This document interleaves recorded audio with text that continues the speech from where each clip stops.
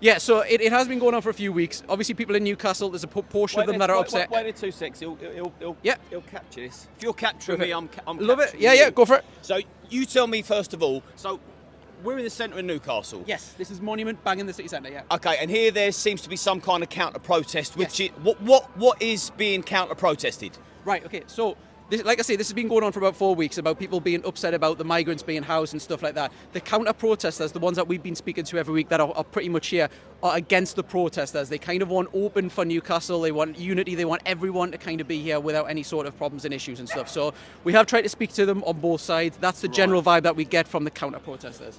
When you say they want unity, Yes. what does that actually mean? So, like on both sides that we've been speaking to, there's a lot of different diverse groups. It's not necessarily one necessary group. You'll see that they're all kind of protests against for Palestine and stuff like that. And so the message is a little bit confusing at times. Because you know unity. Yes. I'm all for unity, but I like unity with wholesome people that I know are of good stock, have got a very good CV, a backlog, proof of where they've come from, what they're capable of, what they've done, if they've got love in their heart, and if they're coming to contribute. So when you say these people want unity, do they want unity with criminals as well as wholesome people? They want everyone welcome, including all of the illegal migrants. That's my personal belief from speaking to them. That's their kind of view. They want everyone, all the illegal immigrants, all the legal migrants, and everyone in. Yeah. And to our understanding, the illegal migrants have come into the country illegally, which makes them immediate criminals. So if you or me was to commit a crime, for example, we'd be arrested immediately. I'm not sure we'd be welcomed into that whole sort of unity bubble. But also, the people that have come illegally, we don't know why they've actually come here. They could be fleeing their country because they've committed a crime there, and then they're coming here with that same mindset, because they don't leave the mindset at the border. Of course. And these guys and gals want to unify with potential hardened criminals. That's a bit of a concern. Sure, you'd want to unify with wholesome people that want to protect other people from potential crimes that could be committed. Yep. Because imagine you or me committed a heinous crime and we fled the country and then we entered another country illegally. Yep. I wouldn't expect to feel welcome there. I'd expect to feel like a fugitive, and I'd be treading very carefully and laying low. I wouldn't be, and I certainly. Just a quick update for the monument. I'd certainly be concerned about people supporting me being in the country as a fugitive. Not that I'm saying that every illegal migrant is a fugitive, but we know there is a percentage of them that will be, and we know that a lot of crimes have been committed from these hotels up and down the country, Epping being one of them. We've seen a conviction where one of the illegal migrants was found guilty of sexual assault on a 14-year-old girl. I just find it bizarre that people, if you're counter-protesting against the people protesting against potential danger, you're kind of supporting that behaviour.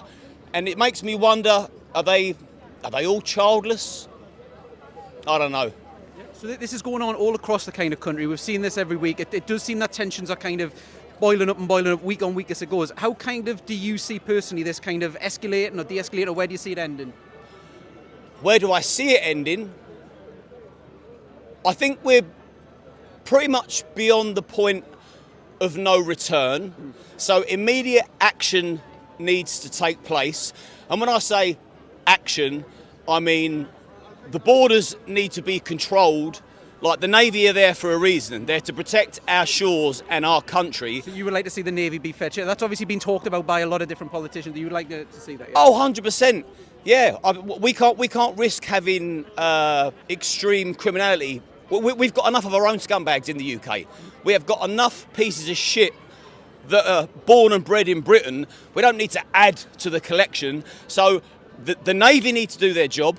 We don't need digital ID to stop illegal migration. The Navy can do that. Do you think the digital ID will do that? Because obviously it's fetched in under the banner of that. No, do you think that will? Or no, it's not. It's communism. It's got nothing to do with stopping the boats.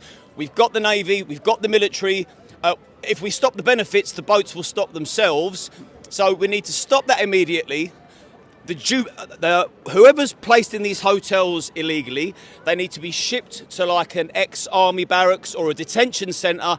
Due process needs to be done there, and those that need to return to where they come from need to be sent back. So that because there's unrest in the air, people are scared. Mothers are petrified. They're scared shitless. Even a little village that I'm from in leafy West Sussex, I've seen on a mother's phone 4 migrant men, fighting age men, recording young girls doing handstands. They're going into children's places of freedom where they're meant to roam free with their friends, parks, and they're smoking weed. They're congregating in big groups. It's intimidating for them. So for me, I'm not against migration, by the way, although it does need to stop because there's far too much of that. We need to get our country under control and then start seeing who can come and add some value. There's got to be an exchange of value. It can't be everyone's welcome regardless of who you are, where you come from and what you've done and what you're capable of doing. You've got to add some kind of value. I wouldn't emigrate to Spain, turn up and piss in the street and smoke drugs in public and commit sexual crimes against children. I'd turn up and say, I'm a guest in your country. Thank you for having me. How can I contribute? I'd love a job. I want to pay taxes. Thank you. So that's almost kind of like the Australian kind of standard, isn't it? Where you've got to be quite qualified and stuff to get in, and you've got to contribute to Australia. That's kind of like what you'd like. That's exactly what I'd like to see. Some kind of score system. Yeah. If you're a good, wholesome human being that can contribute, you got good family values, and you respect British culture, and you know that that's the number one culture, and it's the priority of the country and the heartbeat. By all means, come along, join in. Let's make the country a better place. Let's unify, but we can't pretend that some of these illegals that are coming across aren't unsavoury, because they are, and it's been proven. The stats don't lie. All you got to do is put in Google checks crimes committed from migrant hotels in Leeds, Leicester, Manchester. Name a town, put it in Google, you'll find something untoward. And I just think that we're playing Russian roulette with our own country. Yeah. Should there be? I'm putting words in your mouth almost, because you never said zero tolerance, but you said obviously if you're a guest in another person's country that you should kind of respect the rules and stuff like that. Should there almost be a zero tolerance kind of thing where if you are a criminal, if you are found guilty of doing something, should that be kind of enough to kind of get you out because you're a guest in that country? Is that maybe similar to that? What we'll do is we'll flip it round to me. Yeah. If I move to Spain, I like Spain a lot. Mm-hmm. If I move to Spain, I'd tuck into the tapas, I'd enjoy the sangrias, and I would embrace their culture.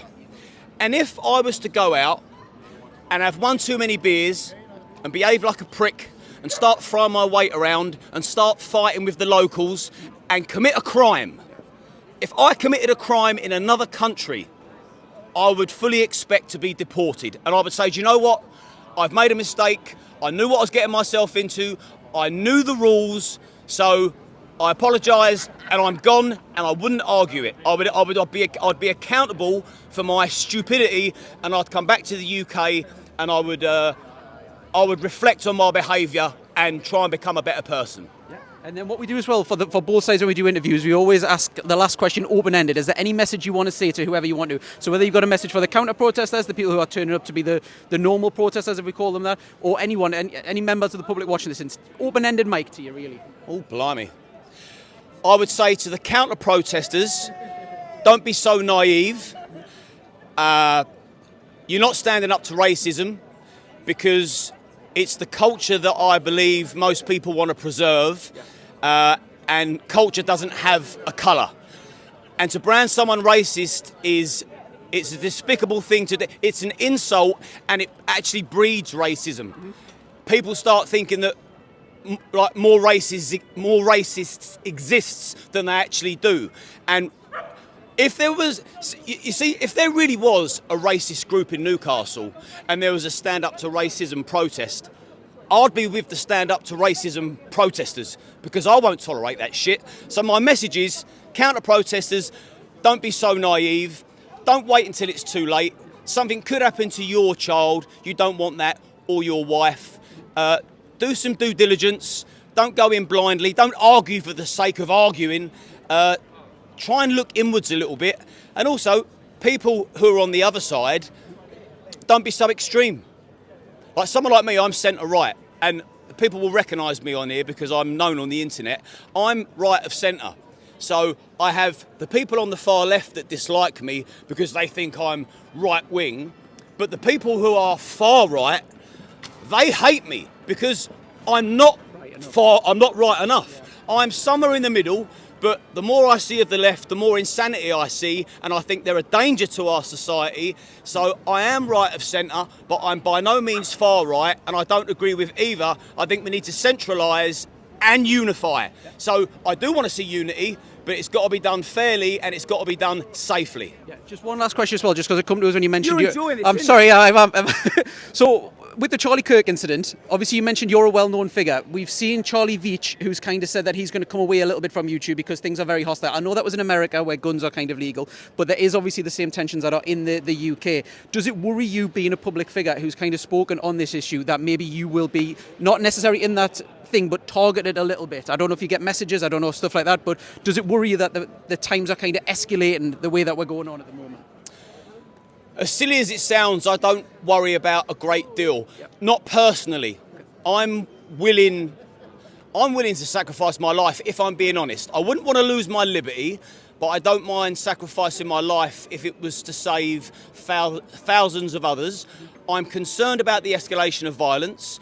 I am concerned that public figures that speak out what I would say from a common sense point of view, I think it's a shame that they're being scared and fear-mongered into silence. I've interviewed Charlie Veach, so I know his standpoint, and he probably is wise at the moment to take a bit of a step back. I'm not sure if I would or I wouldn't. I'm still here speaking out loud. But may Charlie Kirk rest in peace, because to be executed for your thoughts, views and opinions when all he wanted to do was debate. Like, he had no malice, he wasn't violent, he wasn't forceful, he didn't strong arm anybody. He offered out his hand and said, hey, let's discuss this. Maybe we can find some common ground. And to be assassinated for that is utterly appalling. And for me, it's an unforgivable act. I can see why Charlie Veach is stepping back, but what I will say is to people, that's what they want.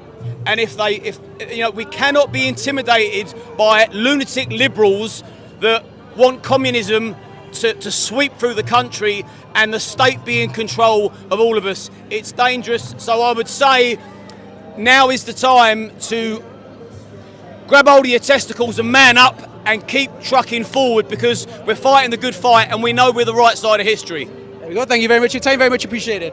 God bless, mate.